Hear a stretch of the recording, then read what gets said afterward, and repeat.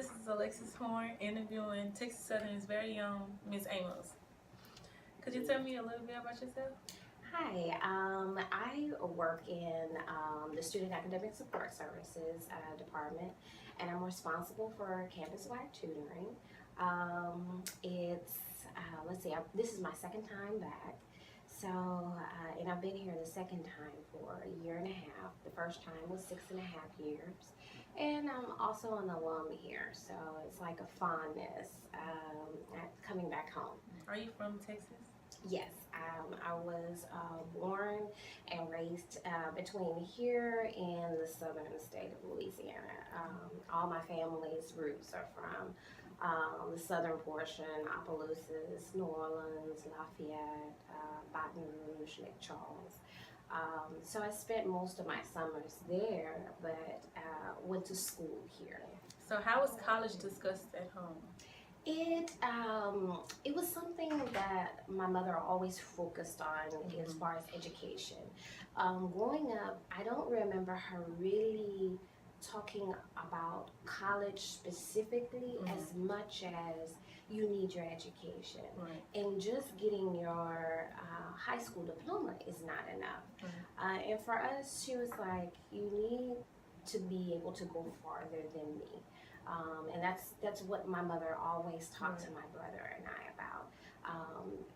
Getting the high school diploma would maybe be enough at that point to do a menial job, but in order to really be able to break through, and because my mom was a single mom, even though she still was married to my father, she operated like a single mom, and she was paralyzed twice. And my brother and I took care of her. So education became like a focal point in our household. And the fact that it was at a time where we were in school post-segregation, because I was born in 72. And even though going to school in the latter 70s, in the early 80s, it was very tense in the school system. And because there was this difference, my brother is several shades darker than me, but my mother never made a difference between us. But through the eyes of the racist white person, it was okay. It's okay for you, but for your brother, no. It's totally different, right? Exactly. And that was a sense of antagonism. So would you say that motivates you to be, in the school system, helping other children? Absolutely, absolutely. The biggest thing that I found was growing up, and we were exceedingly poor. I remember my mother missing meals distinctly. She would not eat to make sure that my brother and I would eat. And the biggest thing that was the separation between us and other families were access to resources. And as I grew older, that became the thing that motivated and goal. And the biggest thing is level the playing field with resources. Just because you don't have it today, don't let your today dictate your future. Right. So how was it with going to the private schools and being with people of different ethnicity? It was, at first, it was not really an issue. I remember my brother and I starting, and we started at a different time. I started early on, and my brother was at another public school close to my house. And it wasn't so difficult. It was like, oh, okay, well, who is this person? In the conversation I remembered at that time was like, wow, okay, so you know how to read. And I remember it was about kindergarten, first grade, and penmanship was something that we learned. Penmanship, phonetics, all of the things that I don't even see in the curriculum now that we talk about with learning with our children. We had that. So I'm like, wow, okay, so you read a lot. And I was like, yes, I do. So your grades are pretty good. And I was like, yes, that's because I do my work. And the tension didn't really start until another group, I remember a group of students were enrolled after I was enrolled. And it was just common language because parents felt it was okay to use the word nigger. The students, they follow their parents' role. I mean, that's what children do. They follow their role models. So and my mother always raised my brother and I to be one another's keeper. Those are her words. You are one another's keeper. Right. You literally are your brother and your sister's keeper. Someone hurts your brother, they hurt you. Right. So we stood up for one another. And a lot of the animosity that came was because they used the word. yeah, and it was something where my family was always, you're black is beautiful. You're no less than anyone because your skin is darker. It doesn't mean that you're any less relevant. Right. And no, you shouldn't have to fight for your place at the table. But the fact of the matter is you do. Right. And that was a conversation that I remember my aunts and my uncles always talking about. And it was a big discussion whether or not my brother and I should go to private schools because of the timing. It was post segregation and integration had happened, but it really didn't happen in private schools because they could afford for it not to happen. Right. So it's like my brother and I kind of crashed a party, so to speak. Yeah. And people had to really think outside of the box. Then later on it became the norm of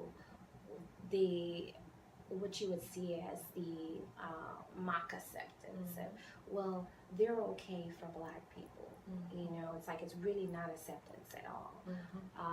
And the confrontation of, oh, you think I know less than you because of my race. But as one of my mentors told me, it's a very bitter pill when someone who thinks that they're superior to you is bested by someone that they think is less than. Right. And it happened rather frequently in my in my middle school years. I remember that because by that time I'm very boisterous. And my thing was, you will not put your foot on my neck, and if you try, I'll break it. Right. And nor will I allow you to demean me. So, yeah, I had a very, what my mother liked to say, a very wide mouth. A very wide mouth and a loud voice for someone who was so small. But I told her, I said, you don't speak up, people will take advantage of you. Exactly. And if you allow it, as a friend of mine likes to say, you know, people will start out maybe walking on you, and if you don't stop, pretty soon they'll be stomping on you. Right. So you have to stop it before it even starts. And it's interesting enough, by the time I left my middle school, they knew certain things just don't even approach me on. And I'm amenable, but you're going to judge me based on the content of my character, not by the color of my skin. Because odds are 10 to 1, I'm going to beat you. Yeah, you know? right. And so it's one of the things that my family took great pride, especially my mother. She's like, make sure, no matter what, people may call you all kinds of things. But that doesn't matter and it's hard.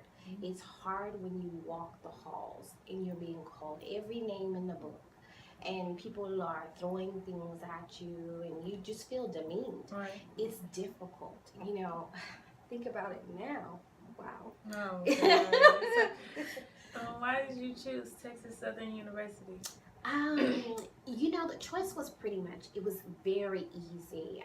When I was thinking about where could I go that would have smaller classroom sizes, I would learn more about me, about my community, and be proficient in my field.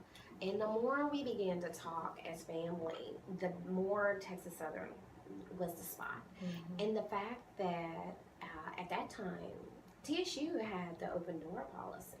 So I was not even a viable candidate anywhere else other than going to HCC, which is where I went to get my high school diploma. Mm-hmm. But TSU, because of its open door policy, allowed an opportunity for both my brother and myself to come.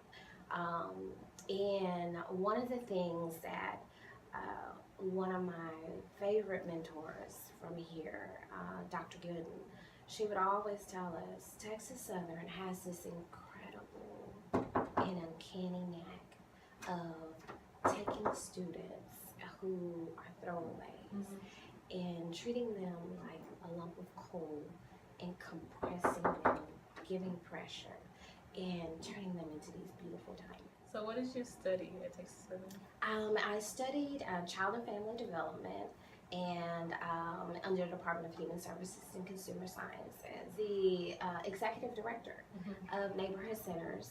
Knew Ms. Hodges, had referrals from her, and that's how I got the position.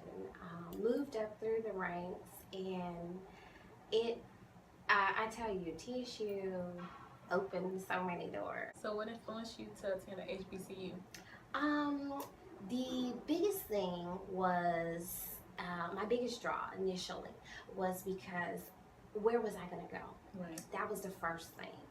But then my commitment to staying and promoting an HBCU to everyone else was the fact that you get so much more than what's in the advertisement. Mm-hmm. You get an extension of family.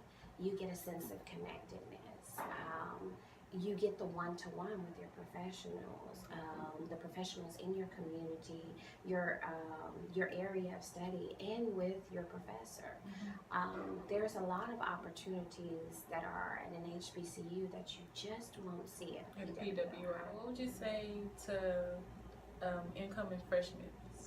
I would say that you're about to embark on being part of an incredible legacy. It might not seem like it at first glance. Mm-hmm. There might be hiccups along the road, Right. some difficulties with classes and balancing out time.